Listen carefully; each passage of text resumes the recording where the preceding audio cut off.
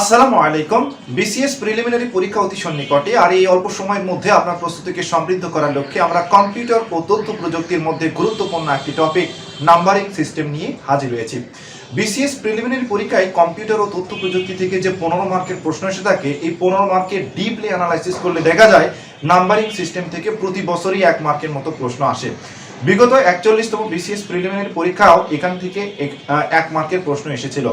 আমরা আজকে আপনাদেরকে দেখাতে চলেছি কিভাবে ডেসিমাল থেকে বাইনারিতে এবং কিভাবে বাইনারি থেকে ডেসিমালে রূপান্তর করা যায়, আবার সাথে সাথে ডেসিমাল থেকে অক্টালে, আবার ডেসিমাল থেকে হেক্সাডেসিমালে রূপান্তরিত করা যায়, সেগুলো নিয়েও দেখাবো। সাথে সাথে বিগত 41তম বিসিএস প্রিলিমিনারি পরীক্ষায় প্রশ্ন এসেছিল কিভাবে কমপ্লিমেন্ট নির্ণয় করতে হয়, অর্থাৎ ফার্স্ট কমপ্লিমেন্ট কিভাবে নির্ণয় করতে হয়, সেকেন্ড কমপ্লিমেন্ট কিভাবে নির্ণয় করতে হয়, এগুলো আমরা আপনাদেরকে দেখানোর চেষ্টা করব ইনশাআল্লাহ। আশা করছি অন্যান্য ভিডিও টিউটোরিয়ালের ন্যায় আজকেও আপনারা আমাদের সঙ্গে থাকবেন এবং শুরু থেকে শেষ পর্যন্ত আমাদের সঙ্গে থাকবেন ইনশাআল্লাহ। আমরা কথা না বাড়িয়ে সরাসরি বোর্ডে যাচ্ছি। সর্বপ্রথমে দেখব কিভাবে ডেসিমাল থেকে বাইনারিতে রূপান্তর করা যায়। মনে রাখবেন ডেসিমালের ক্ষেত্রে আপনার ডিজিট থাকে 10, রাইট? অর্থাৎ ডেসিমালের বেস হচ্ছে 10, আর বাইনারির ক্ষেত্রে আপনার এখানে 2 থাকে। একটি কথা মনে রাখবেন, বাইনারির ক্ষেত্রে সবসময় নাম্বারিং সিস্টেমের ক্ষেত্রে 0 এবং 1 দ্বারা সূচিত করা হয়। ডেসিমাল থেকে যখন বাইনারিতে কনভার্ট করতে বলবে তখন আপনি যেটি করবেন, সর্বপ্রথম এই সংখ্যাটুকু লিখবেন এবং এটিকে 2 দ্বারা ভাগ করতে করতে যতক্ষণ পর্যন্ত না 1 এসেছে ততক্ষণ পর্যন্ত আপনি ভাগ করতে থাকবেন। আর একটি কথা মনে রাখবেন, ভাগ করতে যে যদি ফ্র্যাকশনাল ভ্যালু আসে তাহলে ফ্র্যাকশনাল ভ্যালুটিকে না নিয়ে পূর্ণ সংখ্যা আপনি নেবেন। এরপরে বিজোড় সংখ্যাগুলোকে 1 দ্বারা সূচিত করবেন এবং জোড় সংখ্যাগুলোকে 0 দ্বারা সূচিত করার পরে যে সংখ্যা পাবেন সেটি হবে এর বাইনারিতে প্রকাশ। আমরা এগুলোকে ক্রমান্বয়ে আপনাদেরকে দেখানোর চেষ্টা করব। তাহলে আমরা বলেছি প্রথমে যে সংখ্যাটুকু আছে এটিকে আপনি লিখবেন 173। এরপর এটিকে 2 দ্বারা যদি ভাগ করি তাহলে হয় 86.5। আমরা ফ্র্যাকশনাল ভ্যালু নেব না, আমরা এটিকে আগে বলেছি 86.5 হয়, আমরা 86 নিয়েছি, রাইট? এরপর এটিকে 2 দ্বারা ভাগ করলে আবার কত হয় বলুন তো? 43 হয়। 2 দ্বারা ভাগ করলে কত হয়? 21.5 হয়, আমরা এখানে 21 নিলাম। এরপরে 2 দ্বারা ভাগ করলে 10.5 হয়, আমরা এখানে 10 নিয়েছি। এরপরে 2 দ্বারা ভাগ করলে হয় 5, 2 দ্বারা ভাগ করলে হয় 2, 2 দ্বারা ভাগ করলে হয় 1। এই রকম করে যতক্ষণ পর্যন্ত না 1 এসেছে ততক্ষণ পর্যন্ত আমরা কি করব? ভাগ করতে থাকবো, রাইট? এরপরে আমরা কি দেখব? এরপরে দেখব যে জোড় সংখ্যা কোথায়, বেজোড় সংখ্যা কোথায়। তাহলে দেখুন বিজোড় সংখ্যা রয়েছে 1, 5, এরপরে 21, এরপরে 43, এরপরে 173। আমরা বলেছি বাইনারিতে কনভার্ট করার সময় এগুলোকে আমরা কি দ্বারা প্রকাশ করব বলুন তো? 1 দ্বারা প্রকাশ করব। তাহলে 1 যেগুলো বিজোড় সংখ্যা রয়েছে সেগুলোকে 1 দ্বারা প্রকাশ করব। এরপরে যেগুলো আপনার জোড় সংখ্যা রয়েছে সেগুলোকে আমরা কি দ্বারা প্রকাশ করব? 0 দ্বারা প্রকাশ করব।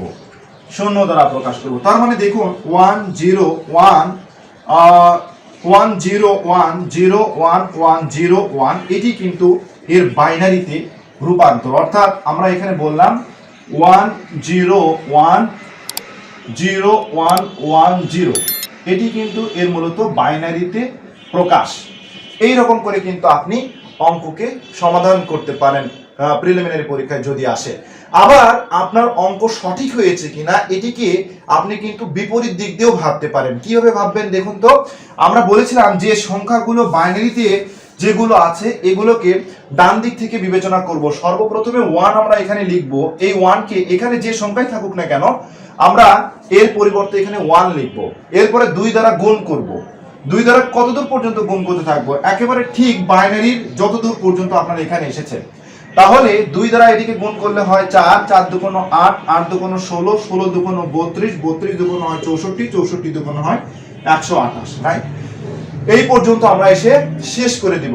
এরপরে আমরা কি করব দেখুন, যেগুলো শূন্য রয়েছে, শূন্যর যে করসপন্ডিং ভ্যালুগুলো আছে এগুলোকে আমরা এখান থেকে বাদ দিব। বাদ দেওয়ার পরে বাকি যে ভ্যালুগুলো আছে এগুলো যোগ করে দিলে যদি আপনার 173 হয় তাহলে বুঝে নিতে হবে যে আপনার বাইনারি থেকে ডেসিমালে রূপান্তর সঠিক হয়েছে।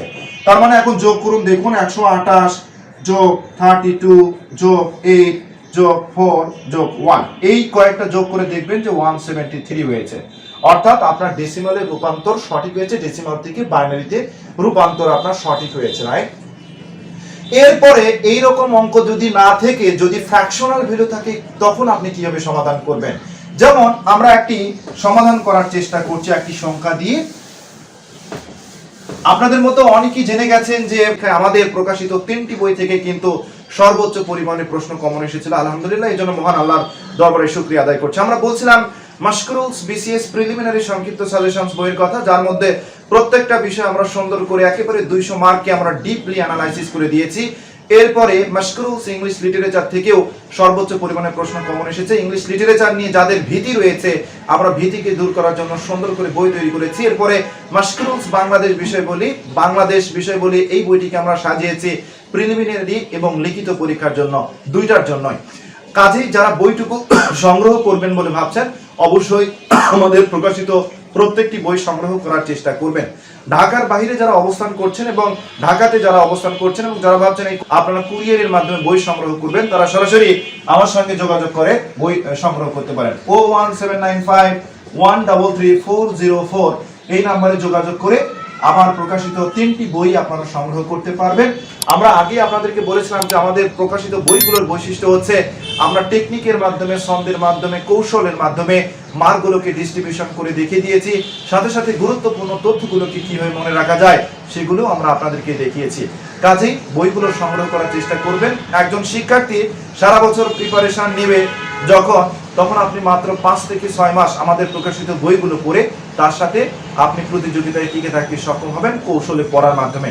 আমাদের বইগুলোতে টেকনিকের মাধ্যমে সাথে সাথে মার্ক ডিস্ট্রিবিউশনের আলোকে আমরা দেখে দিয়েছি এখান থেকে 1 মার্ক আসে। দেখুন, নাম্বারিং সিস্টেম থেকে প্রতি বছরই 1 মার্ক আসবে এবং কোথায় থেকে প্রশ্ন আসবে সেগুলো অনেকেই জানে না, আমরা এগুলোকে দেখে দিয়েছি। কাজেই সুন্দর করে এগুলো আমরা উপস্থাপন করার চেষ্টা করেছি। আমাদের প্রকাশিত প্রত্যেকটি বই সংগ্রহ করার চেষ্টা করবেন ইনশাআল্লাহ।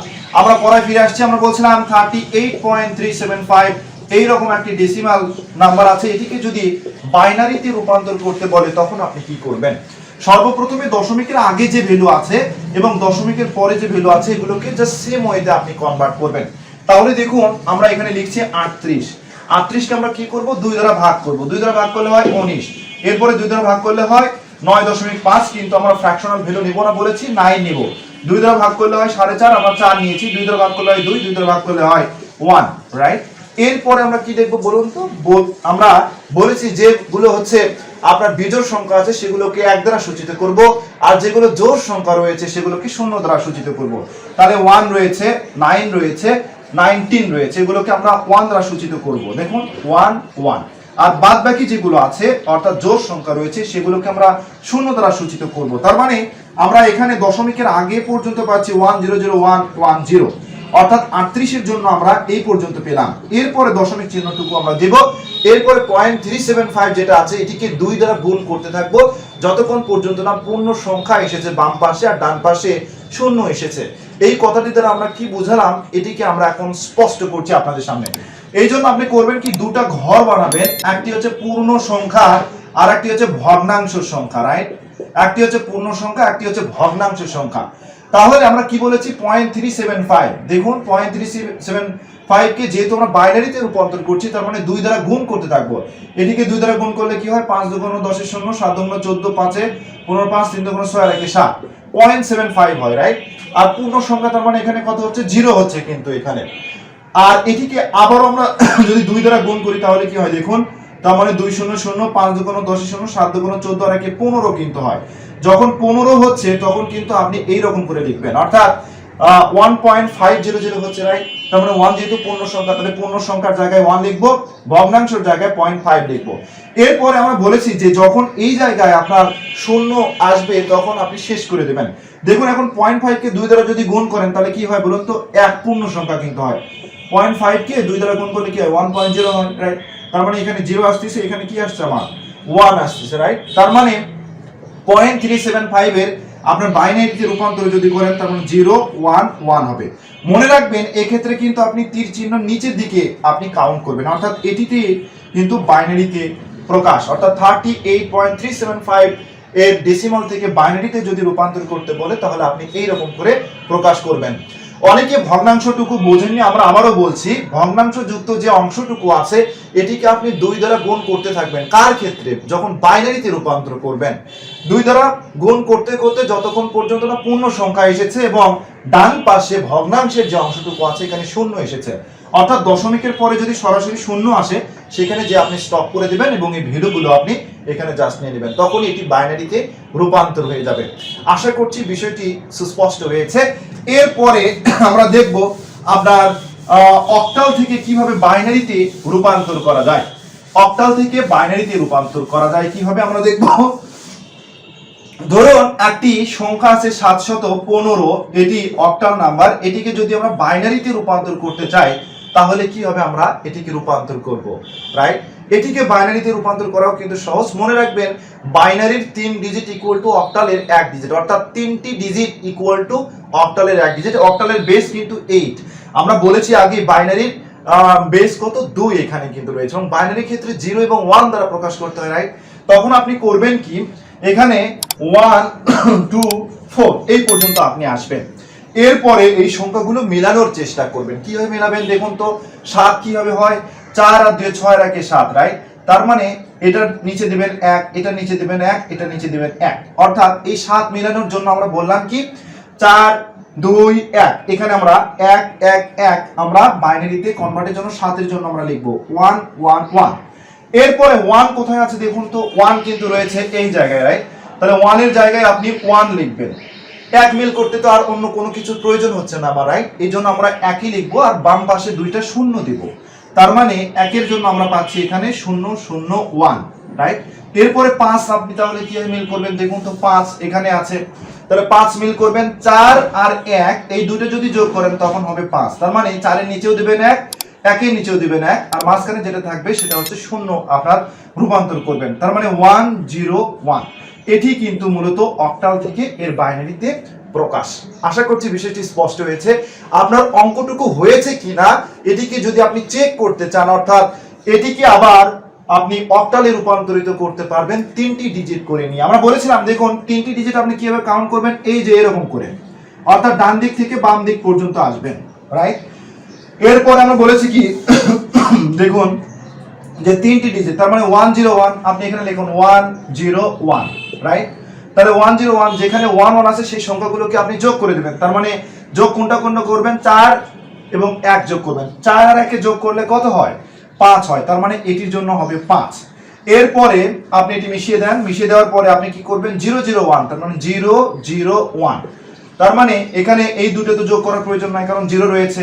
তার মানে এখানে একটা জাস্ট এই দুইটার জন্য আপনার এখানে কত হবে, 1 হবে।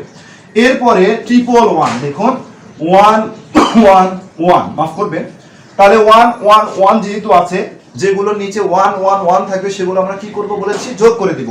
4 যোগ 2 যোগ 1, তার মানে 4 আর 2 6 রাখে কত হবে, 7 হবে। অর্থাৎ 111 এর জন্য এখানে 7 হবে। দেখুন তার মানে আপনার কিন্তু অঙ্কটুকু ঠিক আছে, অর্থাৎ 715 অক্টালের জন্য আপনার বাইনারিতে প্রকাশ হবে এই রকম। আশা করছি বিষয়টি পরিষ্কার হয়েছে। 101 এটি বাইনারিতে রূপান্তর। আপনারা বুঝতে পারলেন কিনা, আপনাদেরকে একটি অঙ্ক দিচ্ছি, এরকম করে যদি করতে পারেন আশা করছি। যদি না পারেন তাহলে আমরা পরবর্তীতে করে দেব। এর বাইনারিতে রূপান্তর কি হবে আপনারা কমেন্টের মাধ্যমে আমাদেরকে জানিয়ে দেওয়ার চেষ্টা করবেন ইনশাআল্লাহ। এখন আমরা দেখব কিভাবে ডেসিমাল থেকে হেক্সাডেসিমালে রূপান্তর করা যায়। আবার মনে রাখবেন যদি আপনার হেক্সাডেসিমাল থেকে বাইনারিতে রূপান্তর করতে চাই তাহলে বাইনারির আপনার 4 ডিজিট ইকুয়াল টু হেক্সাডেসিমালের 1 ডিজিটের কিন্তু সমান হয়, এটিও মনে রাখবেন। তাহলে এটিকে যদি আমরা হেক্সাডেসিমালে রূপান্তর করতে চাই তাহলে কি হবে বলুন তো। 715 মনে করেন, এটাকে আমরা কি করব, আমরা হেক্সাডেসিমাল থেকে বাইনারিতে রূপান্তর করব। মনে করুন এটি হেক্সাডেসিমালের একটা নাম্বার, এটিকে বাইনারিতে রূপান্তর করব। তাহলে আমরা কি করব, এটিকেও আপনি এই রকম করে কনসিডার করবেন। হেক্সাডেসিমালের ক্ষেত্রে এখানে বেস কত, 16। তার মানে 1 2 4 2 4 4 2 হয় 8, এই রকম করে এই পর্যন্ত আপনি আসবেন। আসার পরে আপনি যে জিনিসটা করবেন দেখুন 715 আমরা বলেছি যে 7 মিল করার ক্ষেত্রে কোনটা কোনটা তার মানে নিতে হবে, 4 যোগ 2 যোগ 7, তার মানে এই তিনটা যদি আপনি যোগ করেন তাহলে 7 মিলে যাচ্ছে, আর বাকি একটা আপনার কি হবে, 0 হবে। আমরা কেন 4টি নিলাম, আমরা বলেছি হেক্সাডেসিমালের ক্ষেত্রে বাইনারি 4 ডিজিট ইকুয়াল টু হেক্সাডেসিমালের 1টি ডিজিট ওখানে আমরা কনসিডার করি সাধারণত অঙ্কগুলো সমাধান করার ক্ষেত্রে। এই জন্য তাহলে 7 এর ক্ষেত্রে আমরা কি পেলাম, 0 1 1 1, রাইট। এরপরে আপনি 1 কে তাহলে কি মিল করবেন, দেখুন তো 1 কোথায় আছে, শুধু 1 নেব আমরা এখানে, তাহলে 1 এর জন্য এখানে 1 হবে, আর বাদ বাকি যেগুলো কি হবে সেগুলো শূন্য হবে, তার মানে 0 0 0 1 এখানে কিন্তু হচ্ছে, রাইট। এরপর আমরা 5 কিভাবে মিল করব, দেখুন তো 5, তার মানে 5 কোনটার কোনটা যোগ করলে 5 হয়, 4 যোগ 1 এই দুটো যোগ করলে কিন্তু 5 হয়, রাইট। তার মানে এটা আর এই জায়গায় আপনি 1 করে দিবেন, আর যে জায়গাগুলো আছে সেগুলোতে আপনি শূন্য দিবেন, অর্থাৎ 0 1 0 1 এটিতে কিন্তু মূলত এর বাইনারিতে রূপান্তর হবে, অর্থাৎ হেক্সাডেসিমালের 4 ডিজিট ইকুয়াল টু বাইনারি ডিজিটের 4 ডিজিট ইকুয়াল টু হেক্সাডেসিমালের 1 ডিজিট, এরকম করে কিন্তু আমরা অঙ্কটুকু করতে পারি। আশা করছি বিষয়টি সুস্পষ্ট হয়েছে। তাহলে যদি হেক্সাডেসিমাল থেকে বাইনারিতে রূপান্তর বলে তাহলে আপনি এরকম করে আপনি করতে পারেন। আপনি ঠিক এরকম মাফ করবেন, আপনি এরকম করে চেক করেও কিন্তু করতে পারেন। এরপরে ডেসিমাল থেকে হেক্সাডেসিমালে কিভাবে রূপান্তর করতে হয় এরকম একটি আমরা অঙ্ক এখন আপনাদেরকে দেখানোর চেষ্টা করব ইনশাআল্লাহ।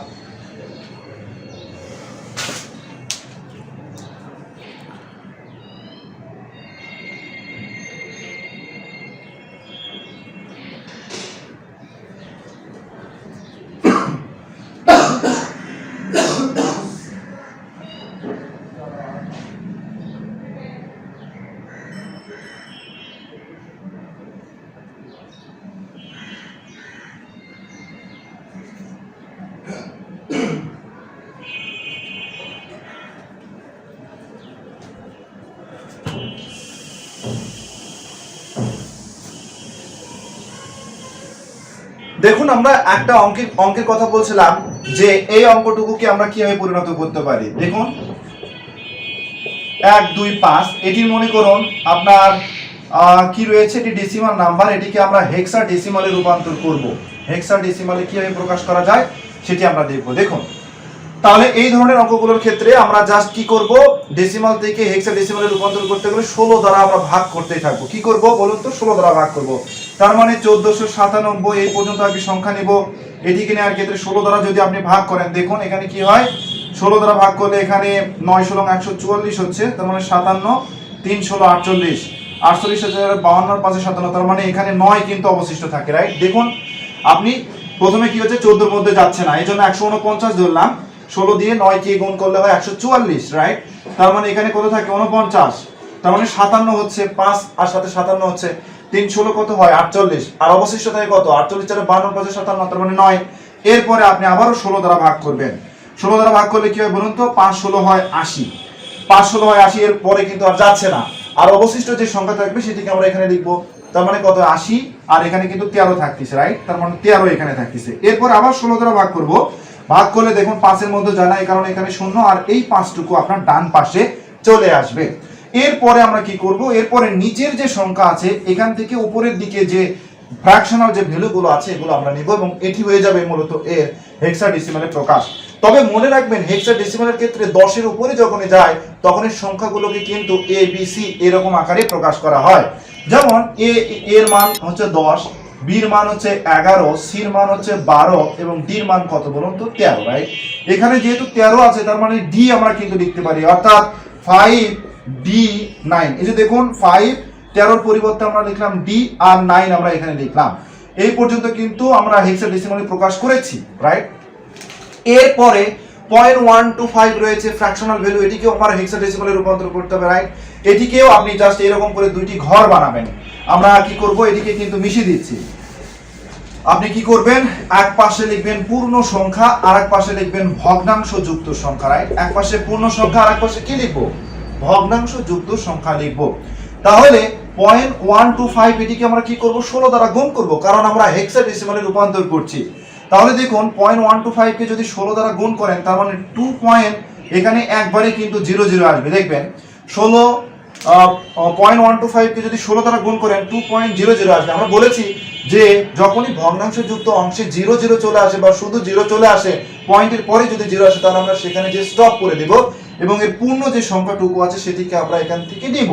তার মানে এটার ডেসিমাল থেকে হেক্সাডেসিমালে প্রকাশ হচ্ছে 5D9.2। আশা করছি বিষয়টি স্পষ্ট হয়েছে, এবং এটাই হবে এর হেক্সাডেসিমালে রূপান্তর। তাহলে আমরা দেখলাম ডেসিমাল থেকে কিভাবে হেক্সাডেসিমালে রূপান্তর করতে হয়, কিভাবে অক্টাল থেকে বাইনারিতে রূপান্তর করতে হয়, কিভাবে ডেসিমাল থেকে বাইনারিতে, আবার বাইনারি থেকে ডেসিমালে রূপান্তর করতে হয়। মনে রাখবেন বিসিএস প্রিলিমিনারি পরীক্ষা সহ যে কোনো ধরনের প্রতিযোগিতামূলক পরীক্ষার জন্য এই ধরনের অঙ্কগুলো কিন্তু খুবই ইম্পর্টেন্ট।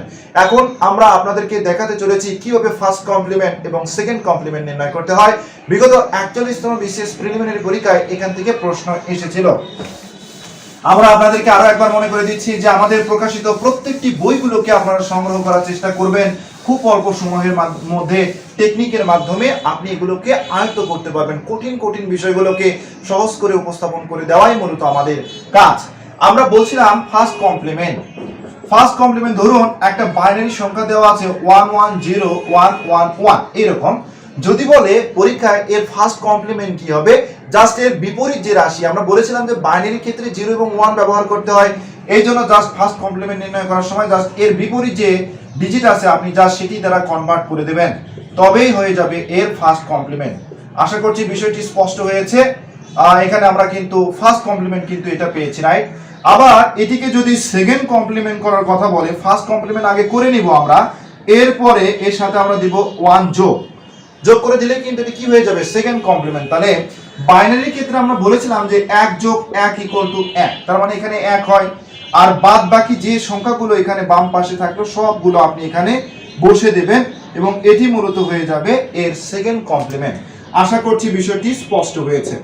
আপনারা সেকেন্ড কমপ্লিমেন্ট বুঝলেন কিনা আমরা আপনাদের দেব একটি হোম টাস্ক এবং কমেন্টের মাধ্যমে আপনারা এই উত্তরগুলো আমাদেরকে জানিয়ে দেবেন। ধরুন আমরা এখানে দিলাম 001011, এর সেকেন্ড কমপ্লিমেন্ট কি হবে, কমেন্টের মাধ্যমে আমাদেরকে জানিয়ে দিন এবং যাদের উত্তর সঠিক হয়েছে আমরা তাদের নামগুলো আগামী ভিডিও টিউটোরিয়ালে প্রকাশ করব ইনশাআল্লাহ। জি, দীর্ঘক্ষণ ধরে যারা আমাদের সঙ্গে থাকলেন, আমরা আজকে আপনাদেরকে কম্পিউটার ও তথ্য প্রযুক্তির মধ্যে গুরুত্বপূর্ণ একটি টপিক নাম্বারিং সিস্টেমের প্রথম পর্বের ভিডিও টিউটোরিয়াল আপনাদেরকে উপহার দেওয়ার চেষ্টা করলাম। নাম্বারিং সিস্টেম থেকে আরো কিছু ডিপ অ্যানালাইসিস করে আমরা কিভাবে হেক্সাডেসিমালে আরো সহজে রূপান্তর করা যায় এবং কিভাবে যোগ অঙ্ক করতে হয়, কিভাবে বাইনারি গুণ করতে হয়, বাইনারি যোগ করতে হয়, সেগুলো আমরা আপনাদেরকে দেখানোর চেষ্টা করব আশা করছি।